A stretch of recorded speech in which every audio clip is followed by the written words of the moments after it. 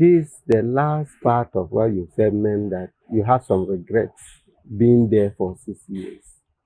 You've come out. Yeah. What are some of your basic regrets? Oh, my regrets really are not many. For instance, poultry, I wish you could do better in poultry. But poultry, we flaunted. You know, poultry farmers and some of my friends are closing down the last couple of years because of high feed prices and all those things. And then the flood of imports of poultry meat, which are literally dumping, because if you can land and sell poultry here for 13, 14 cedis per kilogram, when production in this country will be at minimum 32 cedis per kilogram, then the local industry hasn't got Why have we not been able to ban? Well, that's it. Something like this import. By WTO regulations, we have the evidence to be able to say that we are restricting or we are countervailing. In other words, to put a heavy duty to bring the cost to the level of the cost of production. But that is something that has to be done, and that is not with my field. This is trade. But remember, you oversaw even the creation of the rearing for food and jobs. That's livestock. No, that one is going on. But I'm saying out of the livestock, poultry is very disappointing so far because poultry is the easiest source of protein for the ordinary person. Ghana, we have two sources: fish, sources of protein. Fish, poultry, and then the others. Okay, so poultry its economic impact is by far the biggest. I mean, in terms of generating employment and incomes because you can do 200 heads of poultry at this backyard here. Yeah. You see, and all of that. But we are talking about a situation where international trade dumping, where the countries of origin are subsidizing their suppliers to bring poultry into this country, and we are not doing much about it. And then secondly, in terms of the feed and all of that, we need to have institutions. This is why I'm talking about Poultry Development Authority and the Grains Development Authority. Because the grains, 70-80% of cost of production is feed for poultry. So if the grains people are there, they can collaborate with the Poultry Authority to make sure that we can bring down the cost of feed by intervening in the market at the right price, releasing the stocks when prices are going up, and all of those things. But you need institutions. You see, that's the problem that we have. We haven't created enough institutions to be able to manage these subsectors. And if you go to East Africa or even Cote d'Ivoire here, it's very common. They have institutions for this, but we don't. We just sit there and pay lip service. Oh, agriculture is important, farmers are important, but we don't do anything. So this government has done a lot in terms of institution building to strengthen agriculture. When I listen to you about the issue of the import of chicken, meat and all that, especially the poultry, I just get the feeling that there hasn't been enough linkages between your ministry, that is the major aspect, with, say, the trade, local government, because the tree crops also has something to do with the local government when it comes to the tree planting. Right. Yeah. So, do you realize something like that before leaving the office? Well, that's why I'm proposing in my vision. I'm saying that in addition to the economic management team headed by the vice president, I would create an agricultural management team headed by the president himself. That's the institutional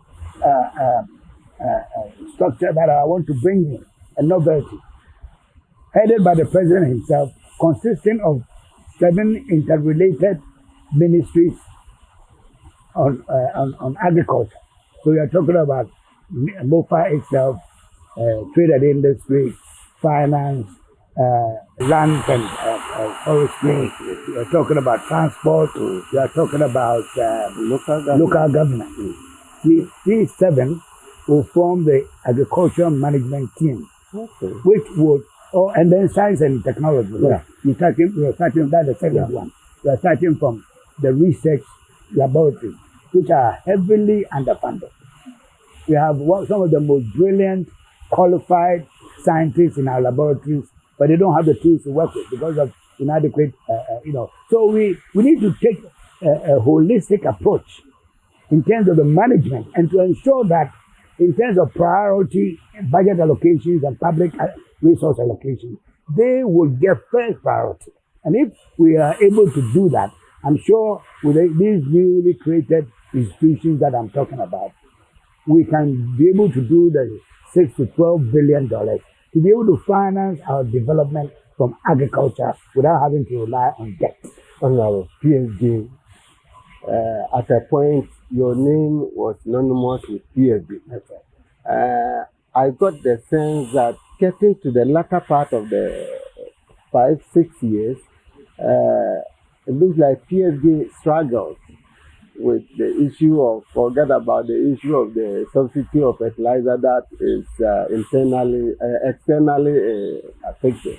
But in terms of funding, allocation of funds to run PhD, the funds were cut back. Yeah. The funds were cut back. And if you go into the statistics, you will see it. That's the point that I'm making. I mean, there are external factors for real. Okay. Before Ukraine, Russia, the COVID, suddenly there was shortage of fertilizers around the world. The American farmers were crying, the English farmers were crying, French farmers, they don't have enough because all of them had to close. The manufacturing activities around the world had to close. And then as things were beginning to pick up, then the Ukraine war, which has led to Russia being sanctioned and disrupting international trade. So, for instance, 3 years ago, a bag of fertilizer to the farmer was 120. Now he'll be lucky 20 cedis per bag of 50 kilograms. Now he'll be lucky to have it for 400 cedis. Maybe even 500 cedis with the depreciation of our currency and the higher prices on the international market. We don't produce fertilizer, inorganic fertilizer. So we have a challenge. But the challenge for me is also gives an opportunity to encourage organic application of organic fertilizer. Everything, this grass is organic. You can easily make organic fertilizer out of it and apply it to the plant. And in terms of the environment and so on and so forth, it's very favorable. So that is the areas that we should be encouraging investment. Thank you very much, Honorable. Except that you have a word for your supporters, most of whom are thinking that you're not doing much and they are not seeing much from you as we build up to this. Well, I don't know whether you know all my supporters. For you to make a statement that most of them are, I don't go around with you, so you don't know. So I think that statement is overpriced. Oh, okay. So but tell us what you have. No, I mean, they seriously, farmers, delegates are very appreciative of my contribution to the success of the government of Nana Addo.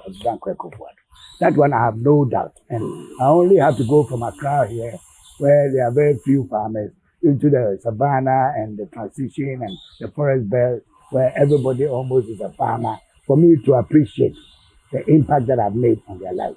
So no, I'm very, as far as I'm concerned, my supporters, the delegates, appreciate the work I've done.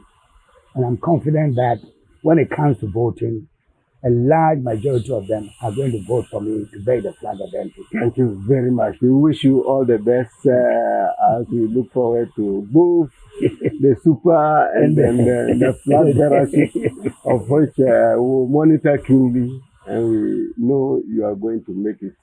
And when you come, you make a great priority, Yes. and we'll all get something to eat. Definitely, and not only get something to eat, but create more jobs for our youth. Yeah. The opportunities for adding value to our raw material. First of all, the raw material themselves were stagnating. Agriculture under the Mahama government, you can see the rate of growth was dropping every year to less than 2% when I took over. And then it started going up again under impact of planting for food and jobs to the level that in 2021, annual growth of agriculture went to 8.4%, which is the highest in this republic. And I think we need to be reminding people of that the NDC administration that we took over drove agriculture into the ground in terms of growth, the growth rates. And then we came and picked it up to take it to the highest level in 4 years, the highest annual growth of the agricultural sector since 1992. And to me, that's an achievement. I'm grateful. Thank you.